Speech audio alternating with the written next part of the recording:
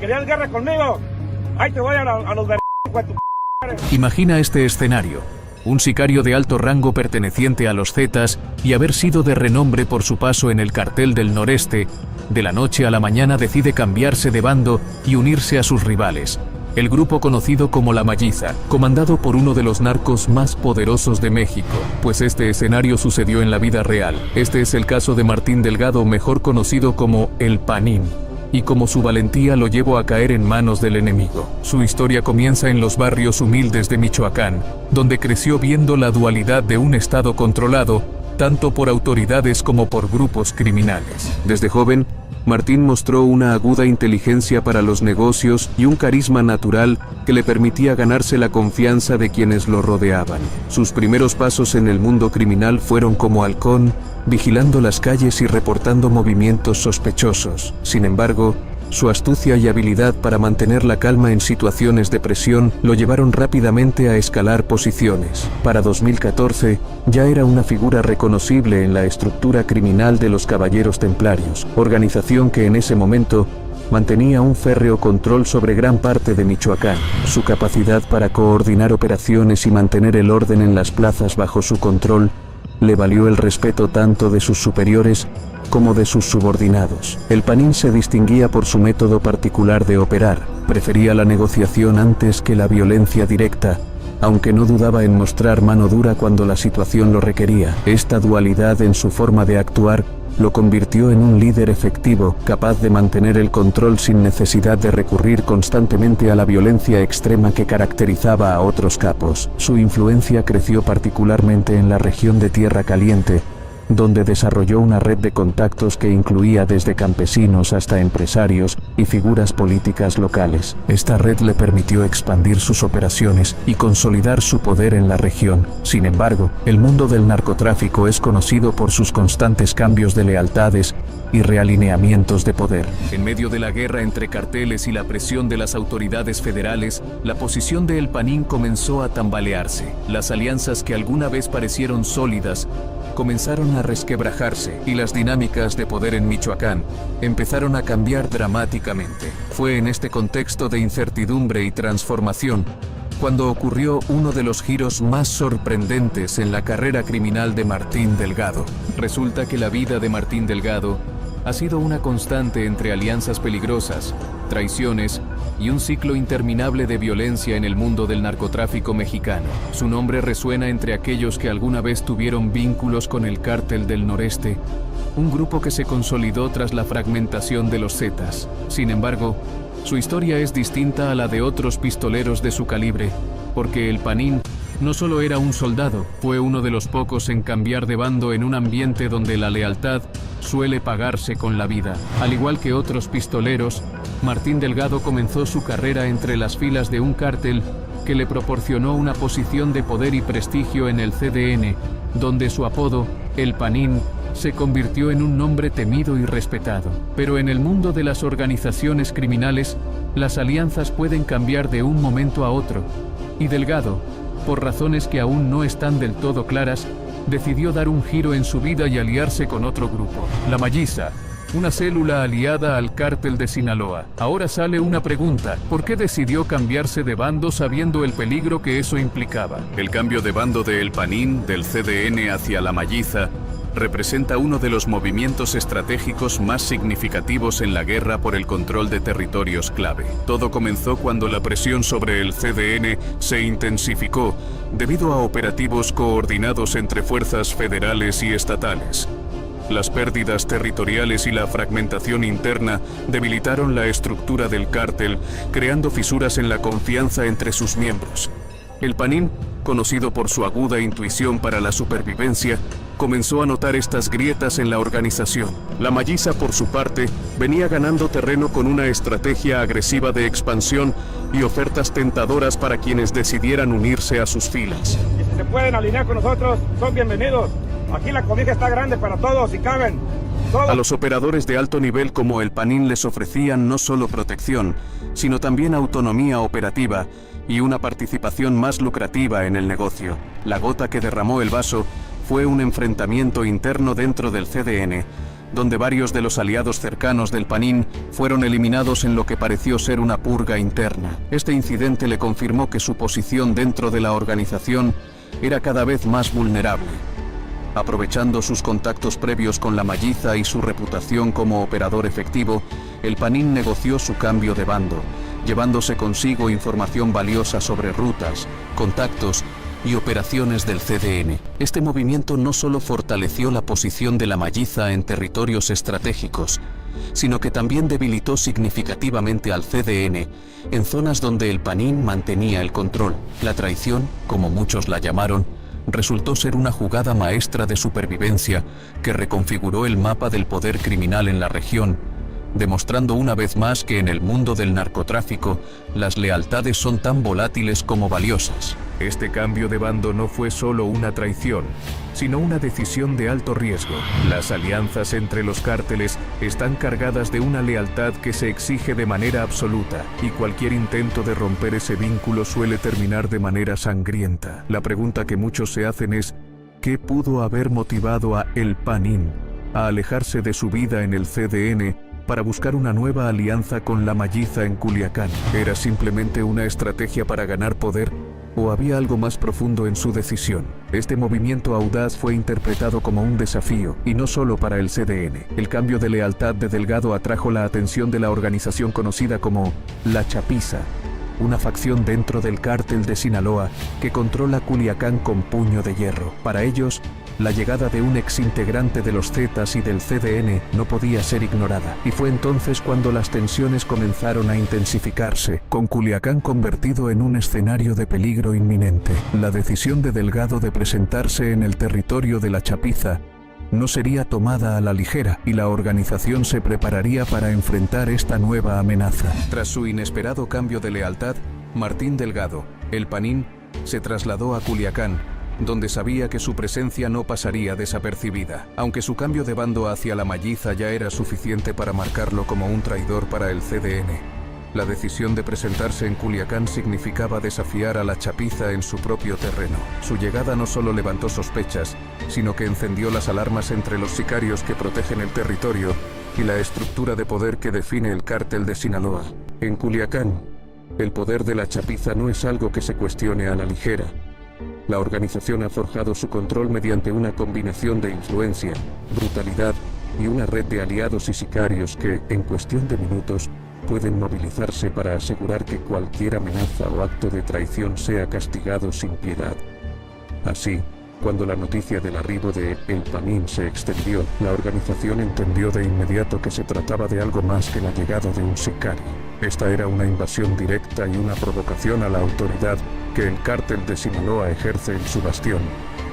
Las razones que llevaron a El Panin a aventurarse a Culiacán siguen siendo un misterio. Algunos piensan que estaba buscando ganar posición al unirse a la Malliza, intentando establecer una nueva red de influencia y operaciones en la región.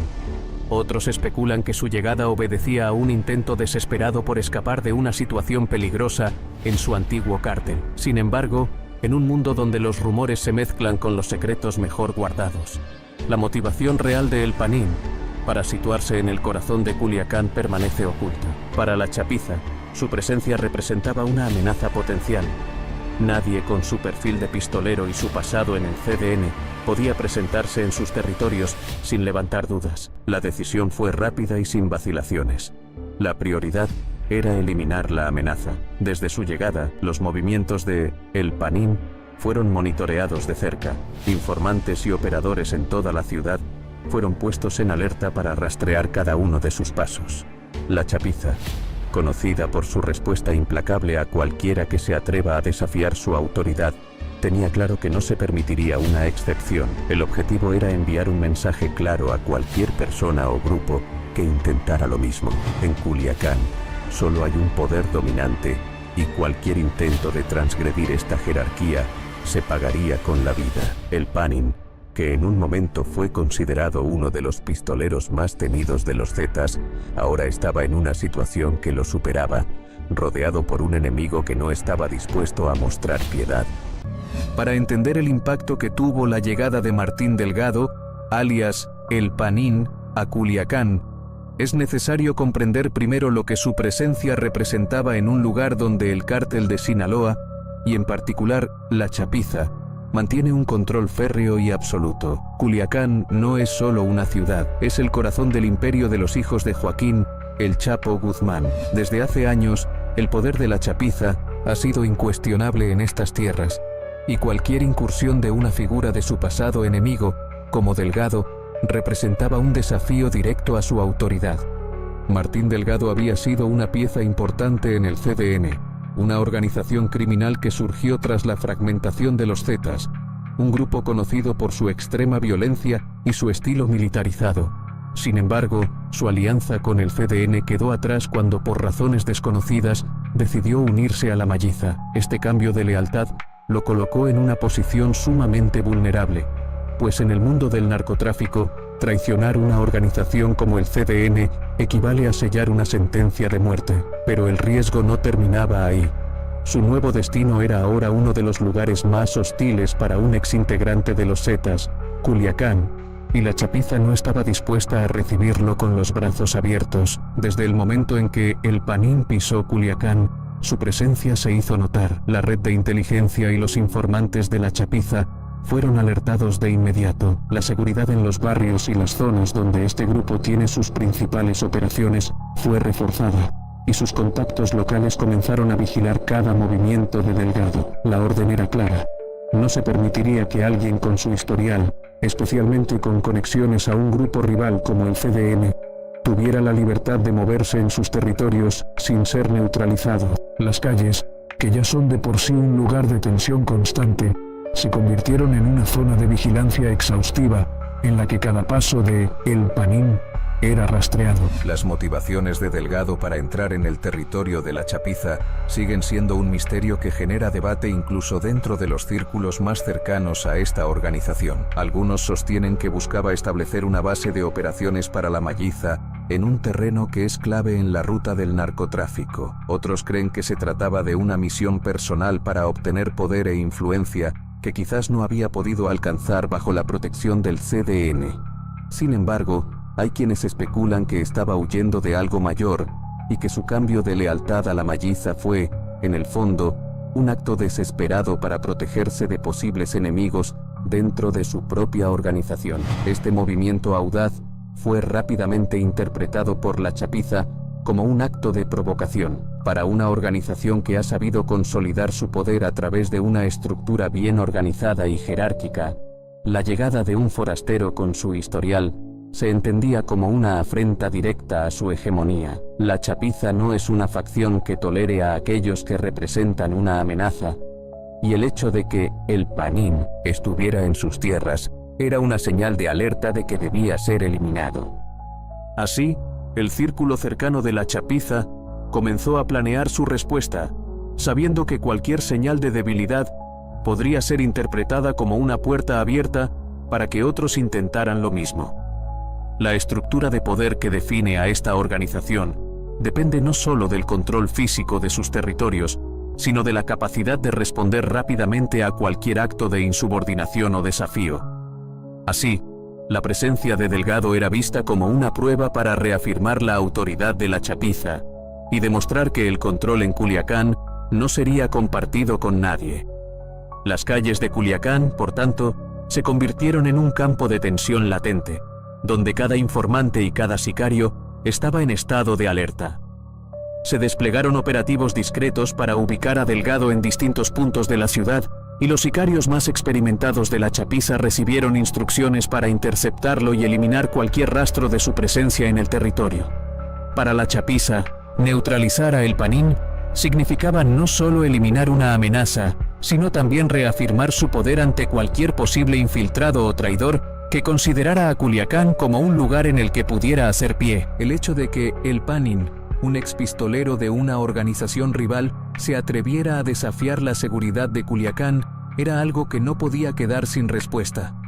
En un ambiente donde la lealtad y el respeto por el territorio son fundamentales, su sola presencia era vista como una falta de respeto a la hegemonía del cártel de Sinaloa. La Chapiza tenía claro que esta situación debía servir como un ejemplo, y los movimientos para localizarlo y neutralizarlo se intensificaron. La presión en las calles, en los puntos de acceso a la ciudad y en las zonas de influencia se incrementó, con una única meta: localizar a Martín Delgado y asegurarse de que su historia en Culiacán fuera breve y letal. Para Martín Delgado, alias El Panín, establecerse en Culiacán se convirtió en una misión de supervivencia.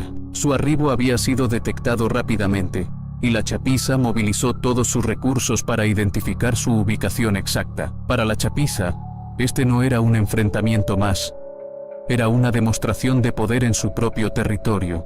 La presencia de Delgado era interpretada como una incursión que debía ser respondida de inmediato y con fuerza aplastante. El plan de la chapiza para localizar a Delgado fue meticuloso. La organización activó su red de informantes en la ciudad, una estructura tan vasta y bien organizada que le permite vigilar cada esquina y cada movimiento. En cuestión de días, sicarios de la chapiza comenzaron a rastrear sus pasos y sus principales operadores de seguridad recibieron la instrucción de intensificar las medidas de control y establecer puestos de vigilancia en zonas clave. A lo largo de su vida como pistolero del CDN, El Panín había aprendido a moverse con precaución, y en este caso sabía que cualquier error podría ser fatal. En lugar de confrontarse abiertamente con la chapiza, su estrategia fue intentar evitar sus redes de control, desplazándose de manera cautelosa y utilizando las zonas periféricas de la ciudad para evadir a los hombres de la chapiza. Sin embargo, la red de vigilancia de la chapiza estaba bien preparada para identificar cualquier movimiento inusual, y las instrucciones eran claras. Delgado no debía salir con vida de Culiacán. Los días pasaban, y la presión sobre Delgado se intensificaba.